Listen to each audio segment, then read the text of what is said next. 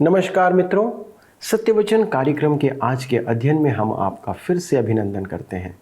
जितने भी दर्शक इस कार्यक्रम का नियमित अनुसरण कर रहे हैं वे जानते हैं कि हम इस कार्यक्रम के माध्यम से पवित्र शास्त्र का क्रमबद्ध रीति से अध्ययन कर रहे हैं, क्योंकि पवित्र शास्त्र बाइबल का मूल केंद्र मनुष्य है और उसका उद्धार करता है, जो सीधे रूप से आपके और मेरे जीवन के बारे में है या मेरे और आपके जीवन से संबंध रखता है। बाइबल के हर एक खंड में हर व्यक्ति के लिए जीवनदायक शिक्षा है, जिसे प्रत्येक मनुष्य को जानना अति आवश्यक है। पिछले अध्ययन में हमने बाइबल से, नए नियम से, रोमियो की पुस्तक से मनुष्य के पाप और उससे मुक्ति के बारे में विस्तार से इस बात को सीखा था। आज से हम पुराने नियम की एक महत्वपूर्ण पुस्तक पहला इतिहास का अध्ययन आरंभ करने जा रहे हैं। जब मैंने इस्राएल के इतिहास को राजा और शामूएल की पुस्तक में पहली बार पढ़ा और इतिहास की पुस्तक में उसी कहानी को फिर से पढ़ा तो लगा कि इसका बाइबल में होना क्यों आवश्यक है, ये क्यों दोबारा लिखा गया। पहला इतिहास में सबसे लंबी वंशावली भी अंकित है। मैं सोचता रहा कि इसका क्या मतलब है, इसकी क्या आवश्यकता है। संसार की किसी भी पुस्तक या इतिहास में इतनी लंबी वंशावली या वंशावली वृक्ष कहीं नहीं पाया जाता। दोस्तों, हमारे वंश वृक्ष को यदि हम लिखना चालू करें तो कहीं ना कहीं हम 5 या 10 पीढ़ी में इसे समाप्त कर देंगे। इसका मतलब है कि इसका कुछ विशेष आशय है, विशेष महत्व है। दोस्तों, बाइबल ऐतिहासिक रीति से भी परमेश्वर की प्रेरणा से लिखी गई पुस्तक है। एक बिंदु भी परमेश्वर की प्रेरणा के बिना नहीं लिखा गया है। आज जो मेरा प्रश्न है वो आपका भी प्रश्न हो सकता है कि इतिहास की पुस्तक का हमारा अध्ययन यह प्रकट करेगा कि बाइबल का हर एक वृत्तांत हमारे लिए लाभदायक है। दोस्तों, इस पुस्तक के अंत में भी हम अपनी बाइबल प्रश्नोत्तरी जारी रखेंगे। आपसे निवेदन है कि अंत में पूछे गए सवाल या सही उत्तर हमें 24 घंटे के अंदर 9651433397 पर SMS या WhatsApp के द्वारा भेजने का कष्ट करें और उपहार प्राप्त करें। आइए दोस्तों, अध्ययन आरंभ करें। प्रिय मित्रों, आज हम पुराने नियम से इतिहास की पुस्तकों का अध्ययन आरंभ करने जा रहे हैं। आज हम देखेंगे पहले इतिहास की पुस्तक का परिचय। इतिहास की ये पुस्तकें अनेक परिप्रेक्ष्यों में समरूप हैं। वे राजा शाऊल के युग से सिदकिय्याह के युग तक की ऐतिहासिक पृष्ठभूमि दर्शाती हैं। तो क्या इतिहास की ये पुस्तकें राजाओं के इतिहास को दोहरा रही हैं? कदापि नहीं। यूनानी भाषा में अनुवाद करने वालों ने इतिहास की इन पुस्तकों को शीर्षक दिया था छोड़ा हुआ इतिहास। यह एक अच्छा शीर्षक है, परंतु पर्याप्त नहीं है। इतिहास की इन पुस्तकों में इतिहास की अन्य पुस्तकों में जो बातें रह गई हैं मात्र वही नहीं है, वरन उससे कहीं अधिक है। सच तो यह है कि इतिहास की ये पुस्तकें पुनरावर्तन का नियम या सिंहालोकन का नियम है। परमेश्वर का वचन देने में पवित्र आत्मा की मुक्ति यह होती है कि सत्य को वृहत सविस्तार व्यक्त करे कि व्यापक क्षेत्र का अवलोकन हो। तदुपरांत लौटकर विशेष अंश चुने और उनकी सविस्तार व्याख्या करें। मित्रों, यह ऐसा है जैसे परमेश्वर का आत्मा दूरबीन से संपूर्ण क्षेत्र का अवलोकन करता है और तब हमारे लिए एक विशेष भाग चुनकर उसे दूरबीन के नीचे रखता है कि हम उसकी एक एक बात देख पाएं। पहला और दूसरा इतिहास में ठीक यही हुआ है। हमने पुनरावर्तन के नियम को पहले भी काम करते देखा है। उत्पत्ति की पुस्तक में 2 अध्याय सृजन कार्य के 7 दिनों का पुनरावलोकन करता है और उसमें से एक बात मनुष्य की रचना पर ध्यान केंद्रित करता है। हमारे लिए यह अत्यधिक आवश्यक है क्योंकि हम आदम के वंशज हैं। इसी प्रकार व्यवस्था विवरण, जिसका मूल अर्थ है दूसरी व्यवस्था, वास्तव में व्यवस्था के पुनरावलोकन से कहीं अधिक है।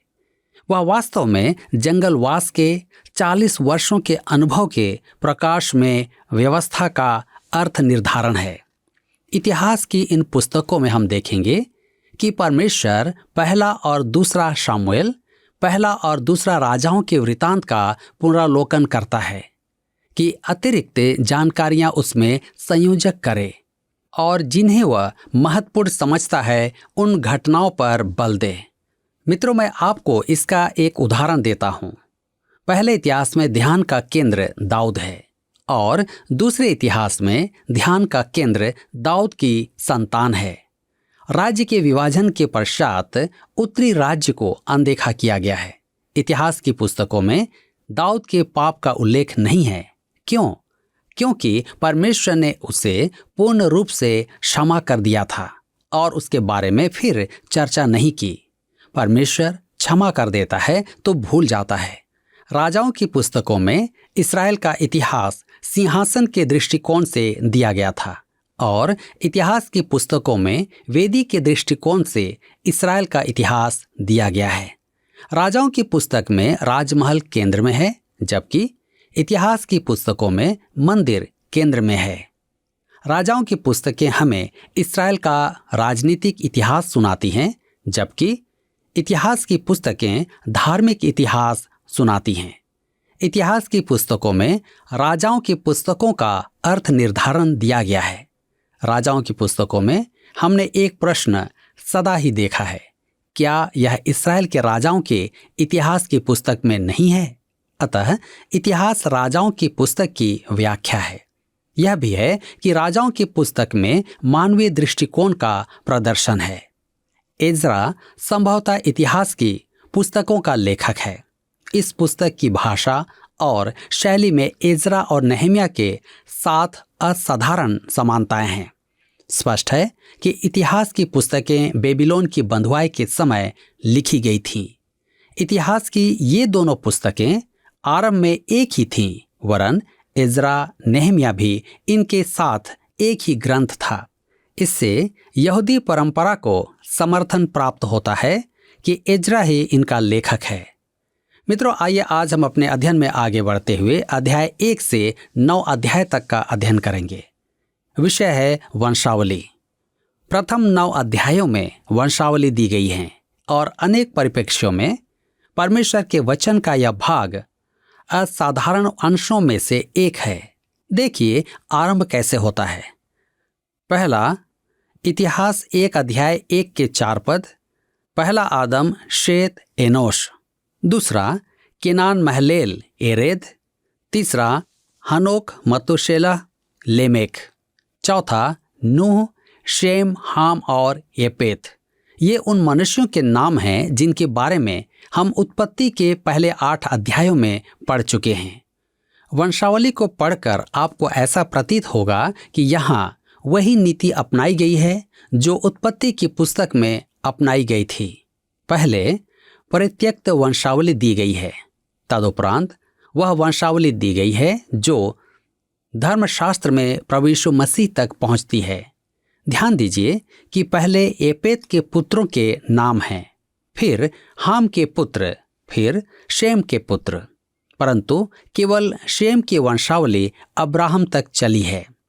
तदुपरांत अब्राहम की संतान के नाम हैं इश्माएल और उसके पुत्र, फिर कतूरा द्वारा अब्राहम की संतान और उसके बाद इसहाक और इसहाक की वंशावली। उसमें भी पहले एसाव की वंशावली, परंतु यीशु की वंशावली याकूब से चलेगी। अध्याय 2 में याकूब की वंशावली है जो अध्याय 9 तक चल रही है। पद 15 में हम ईशै की संतान को देखते हैं। ईशै का एक पुत्र दाऊद था।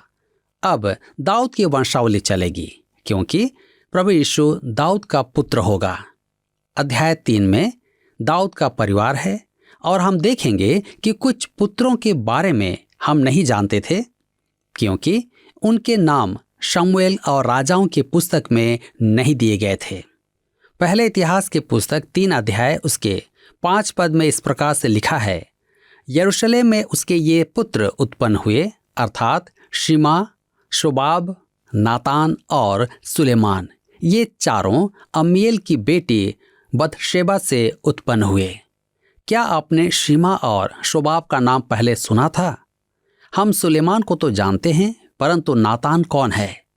यदि आप लूका के सुसमाचार में प्रभु यीशु के वंशावली देखें तो वह सुलेमान की अपेक्षा नातान से जुड़ी है। यीशु की माता मरियम की वंशावली नातान से है, जबकि यूसुफ की वंशावली सुलेमान से है। मत्ती रचित सुसमाचार में यीशु को दाऊद के सिंहासन का अधिकार सुलेमान से प्राप्त होता है, जबकि लूका रचित सुसमाचार में हम देखते हैं कि दाऊद के सिंहासन पर उसका अधिकार नातान के लहू से है। यह अत्यधिक महत्वपूर्ण है क्योंकि सुलेमान के वंश में कोन्याह था, जिसके विषय में परमेश्वर ने कहा था, इस पुरुष को निर्वंश लिखो, उसका जीवन काल कुशल से न बीतेगा और न उसके वंश में से कोई भाग्यवान होकर दाऊद की गद्दी पर विराजमान या यहूदियों पर प्रभुता करने वाला होगा।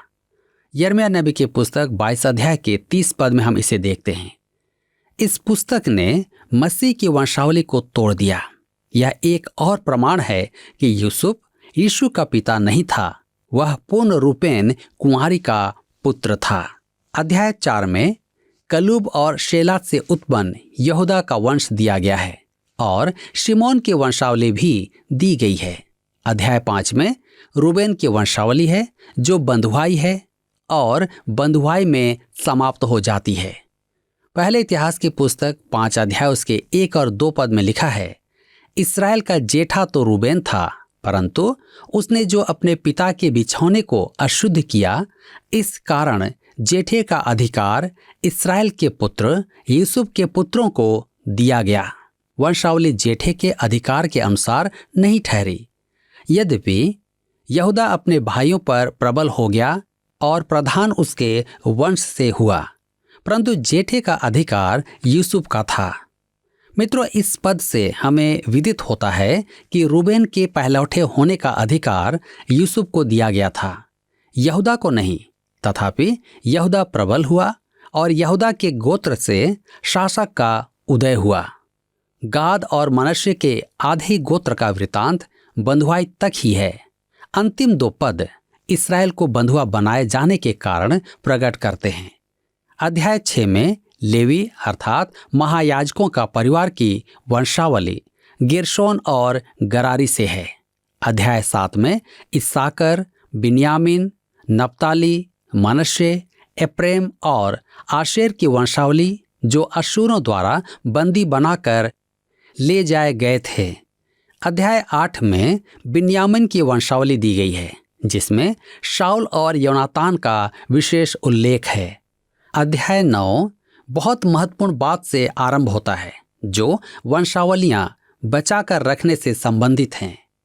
पहले इतिहास की पुस्तक 9 अध्याय उसके 1 पद में लिखा है, इस प्रकार सब इस्राएली अपने अपने वंशावली के अनुसार जो इस्राएल के राजाओं के वृतांत की पुस्तक में लिखी हैं गिने गए। यहूदी अपने विश्वासघात के कारण बंदी बनाकर बेबीलोन को पहुंचाए गए। मेरे मित्रों, प्रत्येक गोत्र की वंशावली मंदिर में रखी हुई थी।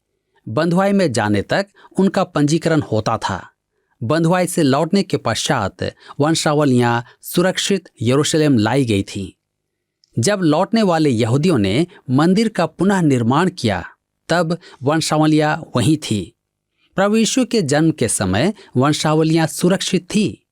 और आप निश्चय जानिए कि यीशु के बैरियों ने मंदिर जाकर यीशु की वंशावली का अवलोकन किया होगा।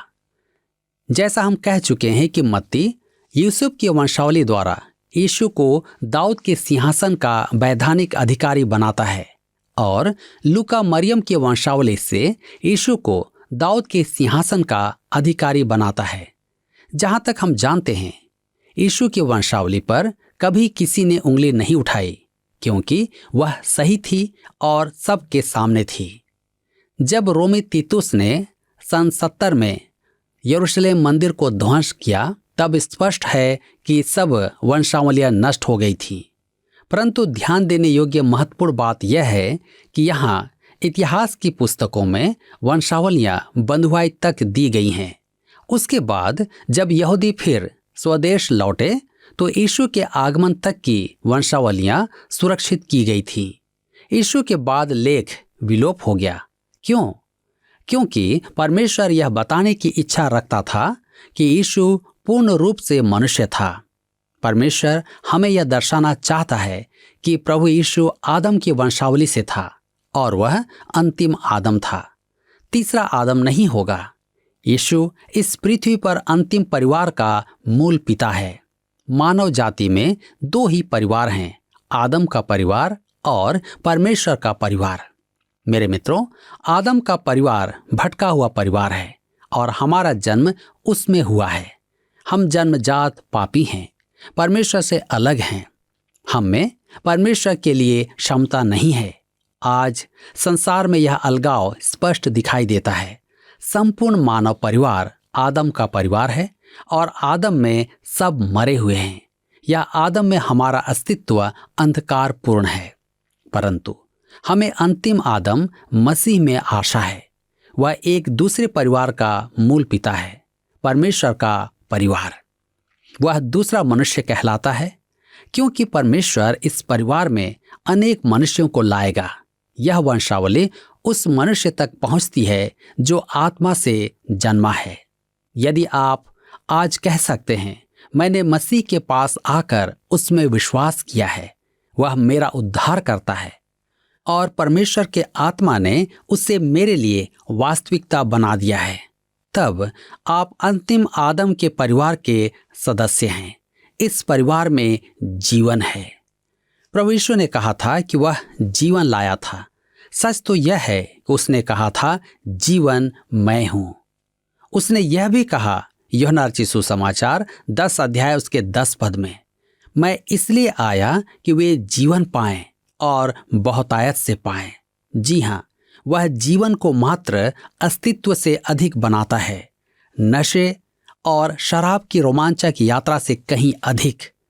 उसके साथ यात्रा करने पर स्वर्ग की यात्रा हो जाती है, उसकी अपनी उपस्थिति में। शेष 9 अध्याय लेवियों के गोत्र पर बल देता है। हम पहले इतिहास की पुस्तक 9 अध्याय उसके 2 पद में पढ़ते हैं, बंधुआई से लौटकर जो लोग अपनी अपनी निज भूमि अर्थात अपने नगरों में रहते थे, वे इस्राएली याजक, लेवीय और मंदिर के सेवक थे। इसका अर्थ यह हुआ कि सबसे पहले इस्राएली लेवी गोत्र के थे, पहले याजक जो परमेश्वर की सेवा करते थे, तदुपरांत लेवी। लेवी का संपूर्ण गोत्र याजक नहीं था। हारून का परिवार याजकीय सेवा करता था। अन्य लेवी एक प्रकार से मंदिर के भंडारी थे। तब नतोपाइयों का उल्लेख आता है। वे सेवक थे, संभवतः दास थे। क्या इस्राएल में दास थे? मेरे विचार में थे, परंतु इस्राएली उनके भाइयों में से दास नहीं रखते थे। गिबोनी उनके दास ही तो थे। वे मंदिर में साफ सफाई या बर्तनों को चमकाने का काम करते थे। मैं इस अध्याय में एक अति रोचक पद पढ़ना चाहता हूँ। पहले इतिहास की पुस्तक 9 अध्याय उसके 33 पद। यहाँ पर इस प्रकार से लिखा है, ये गवैये थे जो लेवीय पितरों के घरानों में मुख्य थे और मंदिर के कमरों में रहते और अन्य सेवा के काम से मुक्त थे, क्योंकि वे रात दिन अपने काम में लगे रहते थे। मेरे मित्रों, वहाँ गाना बजाना भी बहुत होता था। संगीत निर्देशक भी लेवी होते थे। यदि मैं इस्राएली होता तो निश्चय ही जान जाता कि मैं लेवी वंश का नहीं हूँ, क्योंकि मैं गा नहीं सकता। इस्राएल में संगीत उच्च स्तर पर विकसित था। आपको स्मरण होगा कि दाऊद संगीत में बहुत रुचि रखता था। सच तो यह है कि उसे इस्राएल का मधुर संगीतकार कहा गया है। अधिकांश भजन उसी ने रचे हैं। अध्याय के अंत में शाऊल की वंशावली दी गई है, जो शाऊल और उसके पुत्र योनातान से चल रही है। अध्याय 9 के साथ ही इतिहास में व्यक्त वंशावलियों के उल्लेख का अंत होता है। यह धर्मशास्त्र की सबसे लंबी वंशावली है।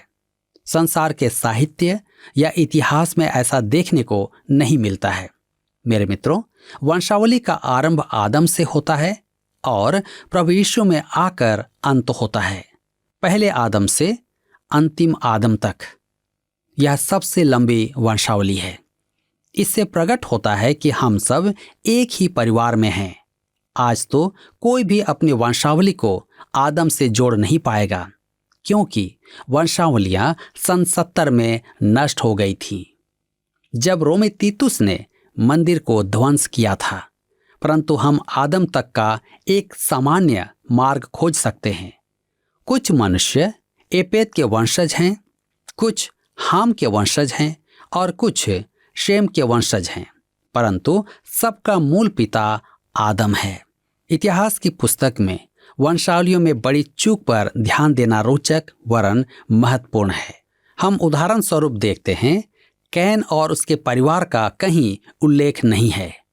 क्या आदम का पुत्र कैन नहीं था? जी हाँ, था, परंतु उसका यहाँ उल्लेख नहीं है क्योंकि उसका वंश समाप्त हो गया था।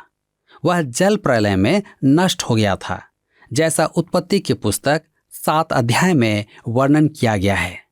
मेरे विचार में सब वंशावली में कहीं न कहीं चूक की गई है, उत्पत्ति में भी। इससे मानव उत्पत्ति के समय का प्रकाश गिरता है। मनुष्य कितना पुराना है। मेरा अपना विचार है कि मनुष्य 6000 वर्षों से अधिक पूर्व का है। मेरे विचार में मनुष्य बहुत लंबे समय से इस पृथ्वी पर है।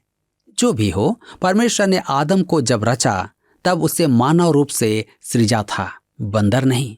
मित्रों, विकासवाद के सिद्धांत पर एक व्यंग्य चित्र कभी प्रकाशित हुआ था। उसमें दिखाया गया था कि एटम बम आदि के फटने से संपूर्ण सृष्टि समाप्त हो गई। केवल 2 बंदर बचे जो एक सूखे पेड़ पर बैठे हैं। उस व्यंग्य चित्र का शीर्षक था, बंदर कह रहे हैं, हमें नए सिरे से सब कुछ करना होगा। मेरे मित्रों, धर्मशास्त्र निस्संदेह हमें आश्वासन दिलाता है कि मानव जाति आत्महत्या नहीं करेगी, परंतु मनुष्य की उन्नति के विषय में क्या कहें? वह इस पृथ्वी पर लंबे समय से है, आदम के समय से। पिछले प्रश्न का उत्तर है सी, फीबे। पौलुस द्वारा रोम की कलीसिया को लिखा पत्र रोमियो की पत्री फीबे के द्वारा रोम तक पहुंचाई गई। आज का प्रश्न है, इतिहास की पुस्तक में दाऊद के पापों का वर्णन नहीं मिलता है क्योंकि खाली स्थान।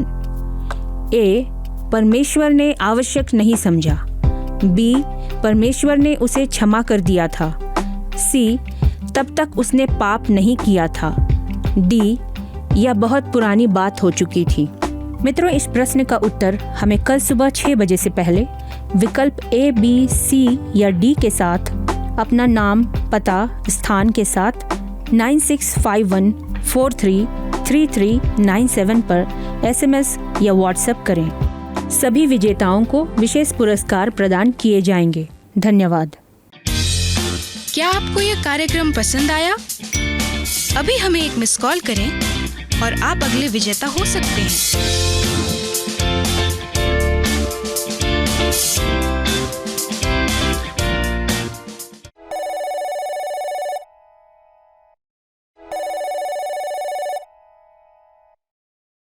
जी हाँ दोस्तों, आपने सही सुना है। आदम का परिवार परमेश्वर में एक खोया हुआ परिवार है और आप और मैं उसमें पैदा हुए हैं। दोस्तों, हम जन्म से पापी हैं, परमेश्वर से बिछड़े हुए हैं। हम परमेश्वर के लिए कोई योग्यता नहीं रखते हैं। यह अलगाव स्पष्ट है, जैसा कि हम आज संसार में देख रहे हैं। संपूर्ण मानव परिवार आदम के परिवार में से ही है। बाइबल कहती है आदम में सब मरते हैं। आदम में ये एक बहुत ही निराशाजनक संभावना है, किंतु हमें अंतिम आदम यीशु मसीह में एक अद्भुत आशा प्रदान की गई है। वह दूसरे परिवार अर्थात परमेश्वर के परिवार का मुखिया है, जिसे कलीसिया कहते हैं। उसे दूसरा मनुष्य कहा जाता है क्योंकि प्रभु इस नए परिवार में बहुत से अन्य मनुष्यों को जोड़ने जा रहा है और वह वंशावली ठीक उसी के पास जाती है जो आत्मा से जन्मा है। यदि आप आज कहते हैं मैं मसीह के पास आता हूँ और उस पर विश्वास करता हूँ, वह मेरा उद्धार करता है और परमेश्वर की आत्मा ने उसे मेरे लिए वास्तविक बना दिया है, तो आप अंतिम आदम के परिवार से संबंध रखने लगे हैं, अर्थात प्रभु यीशु मसीह से। इस परिवार में जीवन है। प्रभु यीशु ने कहा कि वह वही है जिसने जीवन लाया। वास्तव में उन्होंने कहा था मैं जीवन हूँ। उसने यह भी कहा मैं इसलिए आया कि वे जीवन पाएं और बहुतायत का जीवन पाएं। यूहन्ना रचित सुसमाचार 10वां अध्याय का 10वां पद इस बात को बताता है। आप मृत्यु के वंश में जीना चाहते हैं या जीवन के वंश में जीना चाहते हैं? दोस्तों, चुनाव आपके हाथ में है। यदि जीवन के वंश में जीना चाहते हैं तो जीवन यीशु के द्वारा ही से है। आपको यीशु के पास आना पड़ेगा। यदि आज के वचन ने आपको प्रभावित किया है तो आइए हम प्रार्थना करें, परमेश्वर के सामने समर्पण करें और हम अपना जीवन प्रभु यीशु मसीह के हाथों में समर्पित करें, क्योंकि उसके पास जीवन है। आइए प्रार्थना करें। हमारे स्वर्गीय पिता, प्रभु, हम धन्यवाद देते हैं कि आपने प्रभु यीशु मसीह में हमें मृत्यु से जीवन की ओर ले आया। वो जीवन जो हरा भरा जीवन है, वो जीवन जो अनंत जीवन है, वो जीवन जिसमें आशीष और आपकी उपस्थिति है। प्रभु पिता परमेश्वर, आज संसार में अनेक मनुष्य ऐसे हैं जो इस जीवन से अज्ञात हैं, जो नहीं जानते हैं कि वो जीवन, अनंत जीवन क्या जीवन है। पिता, हमारी प्रार्थना है कि इन कार्यक्रमों के माध्यम से अनेक लोगों तक ये सुसमाचार पहुंचने पाए। लोग जाने प्रभु कि सच्चा जीवन क्या है, लोग जाने कि अनंत जीवन क्या है, और वे इस बात को भी विश्वास करें कि यीशु में ही जीवन है। प्रभु, हमारे इन सारे दर्शकों के लिए आपका धन्यवाद देते हैं जो नियमित तौर पे इस वचन के साथ जुड़े रहते हैं। प्रभु, हम आज विशेष प्रार्थना करते हैं हमारे उन सब दर्शकों के लिए जिन्होंने निवेदन किया है कि उनके केसेस कोर्ट में चल रहे हैं, वो किसी न किसी प्रकार से उलझे हुए हैं अपने पारिवारिक रूप से। उनके परिवारों में अशांति इस कारण से है कि उनके जीवन में कोर्ट और विभिन्न प्रकार की समस्याएं हैं। प्रभु, हम नहीं जानते कि उन्होंने गुनाह किया है या उन्होंने गुनाह नहीं किया है, वो किसी प्रकार से फंसा दिए गए हैं। ऐसे लोगों के लिए हम प्रार्थना करते प्रभु, आज अपने अनुग्रह और चंगाई का हाथ, अपनी सुरक्षा का हाथ, अपनी स्वतंत्रता का हाथ उनकी ओर बढ़ाएं और उन लोगों को प्रभु उस बंधन से आज़ाद करें। प्रभु, उन्होंने कोर्ट केसेस में अपना बहुत पैसा व्यय कर दिया है, उनका जीवन अशांत हो गया है, लेकिन प्रभु आप शांति देने आए थे। आप अपनी शांति उनके जीवन में भर दें। धन्यवाद के साथ इस विनती को प्रभु यीशु क्रिस्ट के नाम से मांगते हैं, आमीन। मित्रों, आज के कार्यक्रम में आपकी उपस्थिति के लिए मैं आपको धन्यवाद देता हूं। आशा है कि इस नई पुस्तक के अध्ययन में भी आप वैसी ही आशीषों को प्राप्त करेंगे, इसलिए निरंतर हमारे साथ इस अध्ययन में बने रहें। अगले प्रसारण में इस अध्ययन को आगे बढ़ाएंगे। तब तक प्रभु यीशु क्रिस्ट की महिमा करते रहें। प्रभु आपको आशीष दे।